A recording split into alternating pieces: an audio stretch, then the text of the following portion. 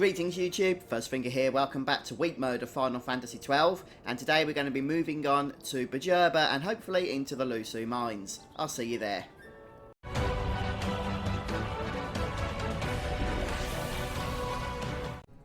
Right, so I've just gone through the story of Bajurba and I've made my way into the Lhusu Mines, and we're just going to make our way now to the north section. So this gets to the point now where Bash is going to start doing my main, or start being my main source of damage, at least in terms of physical prowess, because he's going to be our machinist, our gun user. Later on, of course, Fran will be as well, but right now she's just using the black magic job. So up until this point, things have been, you know, a little bit challenging, but not really all that bad, if we're going to be totally honest. But things are starting to pick up a bit now. The levels of the enemies are increasing. And not only that, but their health totals are going up as well, which means that we are going to need to be finding ways of putting out more damage in order to stay on top of, you know, the time in that we're spending in battle. And one of the ways I've come to do that, and what I'm going to teach you, is that on tougher enemies, the oil-fire combo is very, very powerful.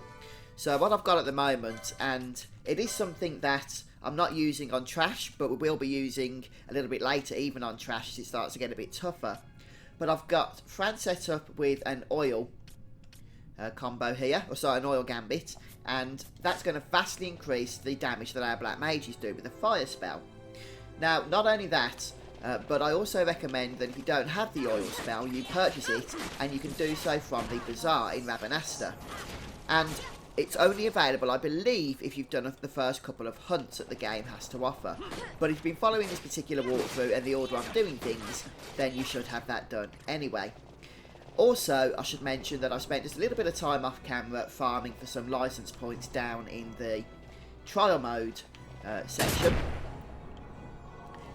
And that's just meant I've been able to mostly, you know, buy a few licenses such as HP pluses so that my characters aren't getting one shot as they otherwise would be, since levels obviously aren't a factor in boosting up our HP totals here, so it is important to find alternative means to do so. Later on we'll be manipulating the bubble spell to the best of its ability so that we can increase those totals even further. And we're just going to continue making our way around, following the path that the story requires of us here. And I'm happy to continue collecting all these license points. They are, of course, going to be our main source of improving our characters. So there was something I was going to learn here. What was it? Oh yeah, I'm going to give Bash accessories 4, so that he can equip the battle harness, which is quite a nice accessory, actually. There we go. And that's going to mean he's going to be able to counter some of these attacks that the enemies are giving us. And since he does like 100 plus points of damage with each shot at the moment, we want him to get in as many shots as possible. So there are a few treasure chests around this location. But don't forget as well, this specific area where we are right now is where you're going to get a plethora of the skeletons constantly spawning. And in the main game, you can use these to get a little bit of experience. But right here, that's probably, obviously, going to be pointless. So I'm just going to move on. You can farm license points, but as you can see, they are also quite challenging. So I do recommend just going past them for the time being and into the next area. Now, we do have a guest character as well in the form of Lamont. But it should also be mentioned and pointed out that guest character levels are based on the levels of your party when they join. So they too are going to be pretty darn useless as we go through the game here. And it is important to make sure you just stay on top of your potions and Phoenix down supply, since you're going to be spamming those quite regularly, as you've probably noticed by watching some of these videos.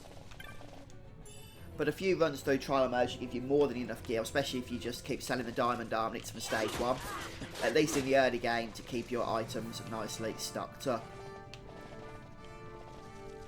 So just make our way through here. And this should kick off the next cutscene. So things are already, as you can see, as I mentioned, picking up a little bit in terms of difficulty.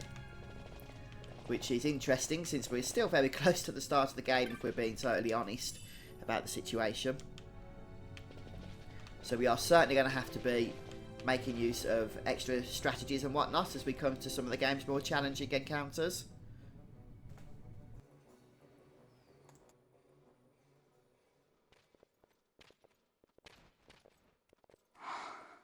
This is what I came here to see. What's that? It's nethicite. Manufactured nethicite. Nethicite? Unlike regular magicite, nethicite absorbs magical energy. This is the fruit of research into the manufacture of nethicite. All at the hands of the Draclaw Laboratory. Okay, So well, this hopefully is we where know they're the getting story. magicite. So if you are interested in just following the story of this Everyone game, you're go better off return to- watching my main walkthrough rather than this week mode version. Hey, wait up! So now we want to hold down that fleeing button rest. and run as fast as we can go. So same as in the main story, you might want to turn off high speed mode here. I think I'm going to do just that, since it just makes things a little bit more complex. Oh boy. Where the heck are we going? I have no idea. This way. That's where we want to go. The way we came. So it's hard to stop and even heal at this point, so you're better off just holding that flee button down and legging it.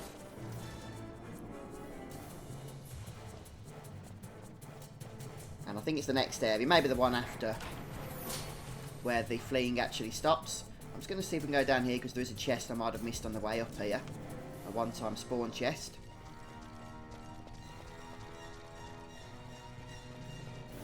Maybe I got it, I'm not seeing it. Or maybe it spawns after the fleeing section. Let's just keep moving for now.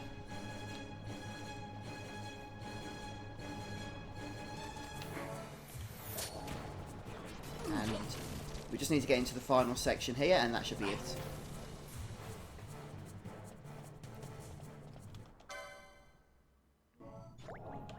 Right, so now we can actually heal up and what have you.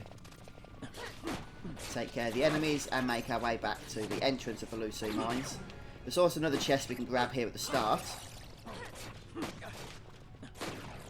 I'm just going to see if it spawned for us, since we missed it on the way in. And some of these bats are getting quite nasty, aren't they? Still. Oh, this guy's going down. There we go. And the chest should be located at the end. Although it isn't, so we'll have to grab that on the next visit. For now, we'll just make our way through and continue on with the story, which I'll skip and see you in the next section. Okay, so I've just completed the section where Varn has to run down saying that run around the town saying he's Bash, and, you know, building up his notoriety and whatnot. So we've head back into the Lhusu Mines now just to grab some extra treasure. So there's a silence magic that we'll want to pick up from here. And that wasn't available in the last part of the story, even though it should be a 100% spawn chance. I think it's just not available during that section. And there's an aquarium over there. And if we make our way down into the next section, or the section after the next section rather, then I believe there's also another one-time spawn treasure in the form of the numerology technique. So I'm just going to skip through this section just for the sake of speed and showing you where it is.